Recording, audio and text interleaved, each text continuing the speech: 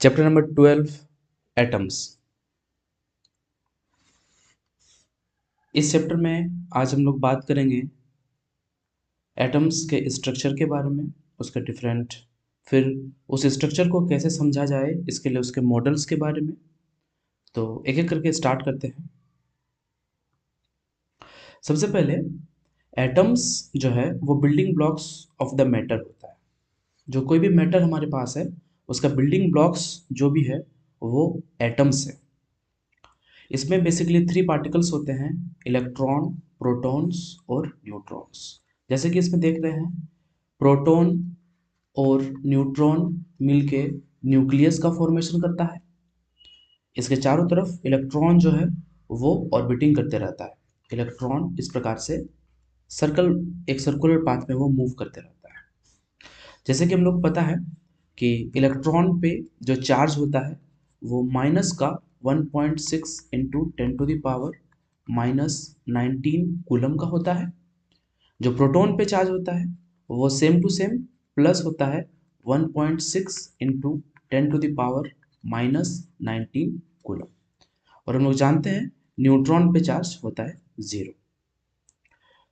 Atoms के chapter को समझने के लिए हम लोगों को एटमिक मॉडल्स के बारे में जानना होगा। एटम का स्ट्रक्चर को समझने के लिए डिफरेंट मॉडल्स आए, एक के बाद एक मॉडल्स आए। ये चैप्टर बेसिकली वो सारे मॉडल्स के ऊपर ही है। हम लोगों को हर एक जितने सारे इसमें मॉडल्स हैं उसको एक एक करके समझना पड़ेगा और हम लोग इसको बारी बारी से देखेंगे भी। जो सबसे पहले थ्योरी आया वो जॉन डाल्टन का थ्योरी था। इसके बाद जो फर्स्ट मॉडल आया वो जे जे थॉमसन का मॉडल था। फिर रदरफोर्ड का मॉडल आया, उसके बाद बोर का मॉडल आया। एक एक करके हम सारा को समझेंगे। सीबीएसई के सिलेबस में ये सारे के सारे पढ़ने हैं हम लोगों को।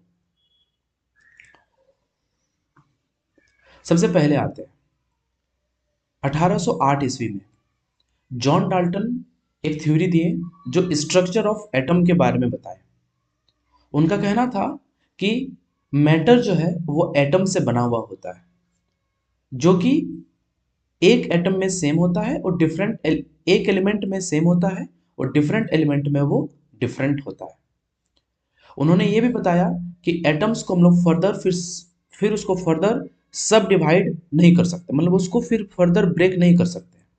तो उनका ये कहना था कि एटम सबसे स्मॉलेस्ट यूनिट जो है उनके हिसाब से ये बताया गया।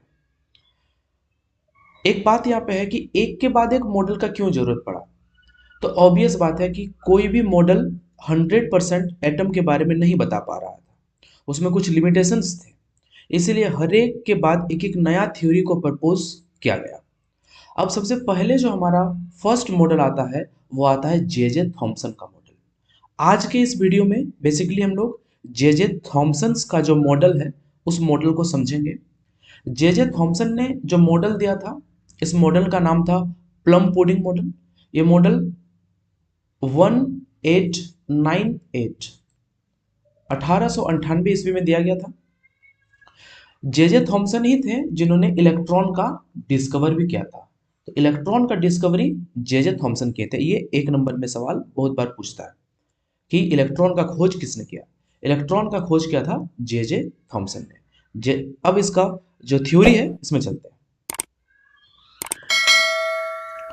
जो फर्स्ट मॉडल है वो प्रपोज किया गया था जे जे थॉमसन के द्वारा। उन्होंने क्या बताया इस चीज को हम लोग समझते हैं एक एक करके। उन्होंने ये बताया कि एटम जो है, हर एक एटम जो है इसमें नेगेटिव चार्ज पार्टिकल, जैसे कि यहाँ दिख रहा है इस प्रकार से जो नेगेटिव चार्ज पार्टिकल है, उन्होंने कहा कि each atom consist of negative charge particle.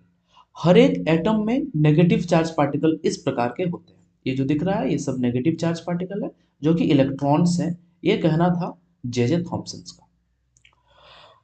Since उनका ये भी कहना था कि जो एटम है वो एज अ होल अगर उसका नेट चार्ज अगर 0 होगा, इसका मतलब ये है कि इस एटम में जरूर पॉजिटिव चार्ज भी होंगे, तभी प्लस और माइनस मिलके 0 कर रहा होगा।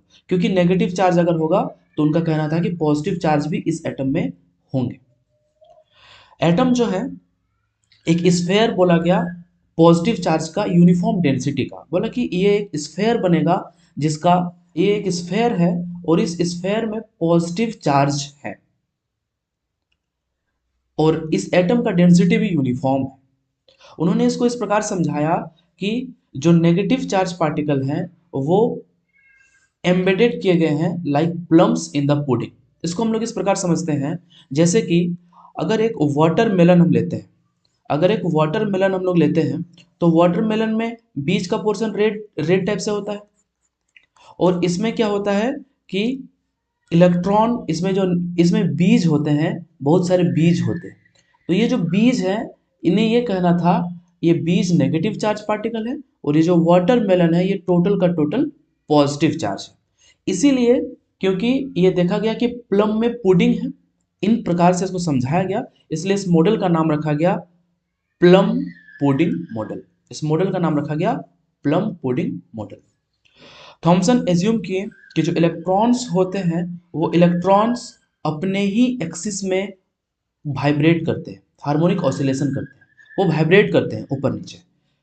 और थॉमसन ये भी प्रिडिक्ट किए कि अगर अल्फा पार्टिकल को कोई एक फॉयल के थ्रू पास कराया जाए, अगर कोई एक फॉयल है, हम एक अल्फा पार्टिकल को इसमें पास कराते हैं तो वो जो अल्फा पार्टिकल होगा वो स्मॉल डिफ्लेक्शन को सफर करेगा, बहुत ज़्यादा डिफ्लेक्शन नहीं होगा। ये सारा थ्योरी, ये सारा एजम्पशंस बताएं जे थॉमसन ने। ऑब्वियस बात है कि ये हम लोग जो एटम के बारे में जानते हैं वो इतना ऐसा तो है नहीं, तो इसमें कुछ लिमिटेशंस थे।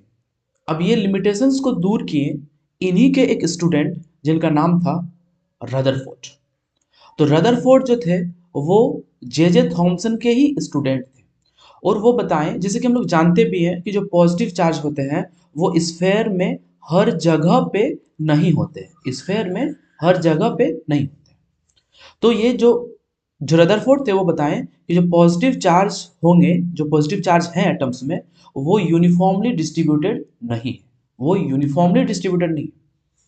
उसके बाद उन्होंने बताया, उसके बाद जे थॉमसन ये नहीं बता पाए थे कि presence of discrete spectral lines, जो जो स्पेक्ट्रल लाइंस हम लोग को दिखता है, लाइमन सीरीज, बामर सीरीज, पासन सीरीज, जो हम लोग को सीरीज दिखता है, वो स्पेक्ट्रल लाइंस के बारे में जे थॉमसन नहीं बता पाए थे। उसके बाद जो थॉमसन्स का मॉडल था वो एक्सप्लेन नहीं कर पाया था लार्ज एंगल स्कैटरिंग को, क्योंकि थॉमसन्स का कहना था कि वो बहुत स्मॉल एंगल में स्कैटर्ड होगा, वो बहुत स्मॉल एंगल में ही स्कैटर्ड होगा, लेकिन ये एक्चुअल में नहीं होता है।